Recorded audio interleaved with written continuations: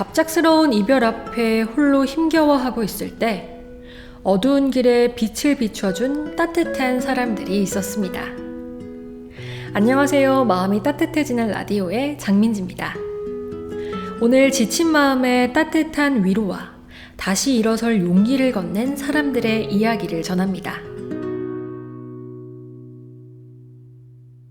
병원에서 아버지께서 장천공이 발생했다는 소식을 듣던 순간 저와 가족 모두는 머릿속이 새하얘졌습니다. 아버지는 80이 넘은 연세에도 늘 꼿꼿하고 건강한 편이셨고 늘 자식들에게 부담을 주지 않으려 노력하셨던 분이었습니다. 그런 아버지가 갑자기 병상에 누워 힘들어하는 모습을 지켜보는 건 너무나 고통스러웠습니다. 처음 병원을 찾았을 때는 단지 구불결장에 암이 의심된다고 해서 조직검사와 함께 스텐트 삽입이 계획되어 있었습니다. 비교적 간단히 진행될 줄 알았던 검사였지만 예상치 못한 장천공으로 상황이 급격히 나빠졌습니다. 병원에서도 급히 복강경화 전방절제술을 진행해 주셨지만 결국 아버지께서는 수술 후 발생한 합병증을 이겨내지 못하시고 저희 곁을 떠나셨습니다. 정말 경황이 없었습니다. 어디서부터 어떻게 해야 할지. 아버지를 잃은 슬픔도 채 추스르지 못한 상태에서 시간만 속절없이 흘러갔습니다. 법률적 지식은 물론이고 의료 용어조차 제대로 알지 못하는 제가 할 수 있는 일은 거의 없었습니다. 의무 기록지를 받아봐도 난생 처음 듣는 의학 용어들 뿐이었고 인터넷을 뒤져가며 겨우겨우 단어의 뜻을 알아내는 일이 전부였습니다. 그러던 중 저를 위로해주던 한 지인이 한국의료분쟁조정중재원이라는 곳을 알려주었습니다. 혹시라도 억울한 마음이 있다면 의료중재원에서 도움을 받을 수 있다는 말에 희미한 기대를 가지고 의료중재원의 문을 두드렸습니다.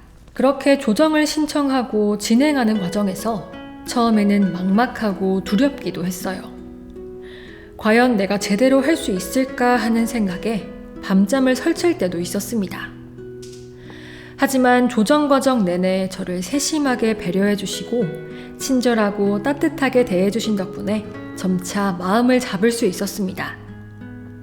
특히 심사관님께서 비슷한 사례의 이전 조정 결과와 구체적인 사례들을 설명해 주신 덕분에 저 역시 무엇을 준비해야 하는지 분명히 알게 됐습니다. 의료진도 분명 아버지를 위해 최선을 다했다고 생각합니다. 누구 하나를 탓하거나 원망하려는 마음보다는 그저 일어난 상황을 정확히 이해하고 잘 마무리하고 싶은 마음이었으니까요. 다행히 조정은 원만하게 마무리될 수 있었습니다. 돌이켜보면 의료중재원의 직원분들이 아니었다면 저는 아마 혼자서 헤매다가 중간에 포기했을지도 모릅니다. 저희 가족을 위해 진심으로 노력해주신 의료중재원 관계자분들, 특히 조정위원님들과 심사관님께 깊이 감사드립니다. 정말 고맙습니다. 늘 건강하시고 행복하시길 기원합니다. 갑작스러운 장천공 합병증으로 아버지를 잃고 슬픔과 막막함 속에 있던 가족이 의료분쟁조정중재원의 세심한 안내와 진심 어린 배려 덕분에 마음을 추스르고 어려운 상황을 잘 마무리할 수 있었다는 사연이었습니다. 의료 분쟁으로 어려움을 겪고 계신 분들이 있다면 국번 없이 1670-2545로 전화해 언제든 편하게 물어보세요. 지금까지 국민 곁에서 힘이 되는 의료분쟁 조정 전문기관 한국의료분쟁조정중재원이었고요. 저는 마음이 따뜻해지는 라디오의 장민지였습니다. 감사합니다.